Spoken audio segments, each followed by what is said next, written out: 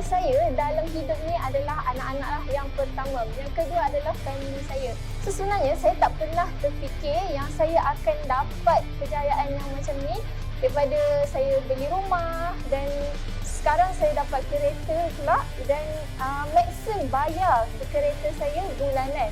So benda ni memang di luar saya punya impian sebelum ni. Tapi sekarang memang saya, alhamdulillah, saya mampu capai semua.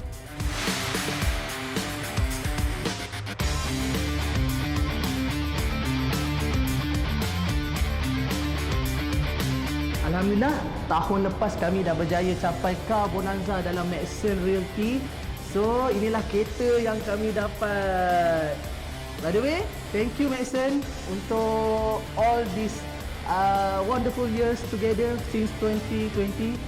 So, hopefully tahun depan lebih ramai lagi tim Ruby Shaz berjaya capai impian kereta dorang.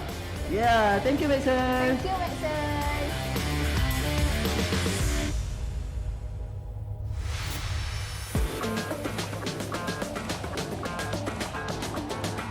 Alhamdulillah, tahniah Kak Ngah. Semoga terus berjaya. Tahniah nak tak usaha keras Kak Ngah dapat mencapai cita-cita Kak Ngah.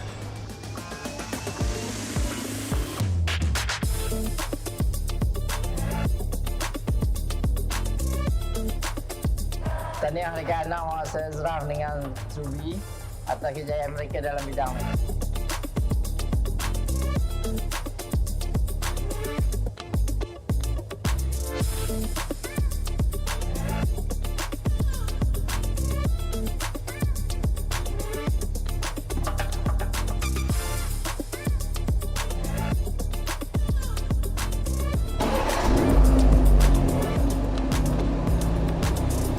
Anis dah berada dalam tim Ruby Shaz semenjak tahun 2022, sudah dah masuk 4 tahun dah.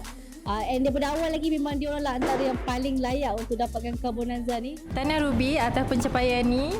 Kami tumpang bangga. Semoga menjadi inspirasi buat kami. Setiap orang ada cerita dia tersendiri. Saya kenal Ruby dan Sazrul ni daripada bawah lagi sampai sekini. Alhamdulillah, sebiji BMW telah berjaya dimiliki hari ini. Ya, kalau korang nak berjaya dalam tanah, jom join kami di Maxim Realty. Memang macam-macam boleh buat dekat sini. Okey, jangan lupa join kita orang. Right.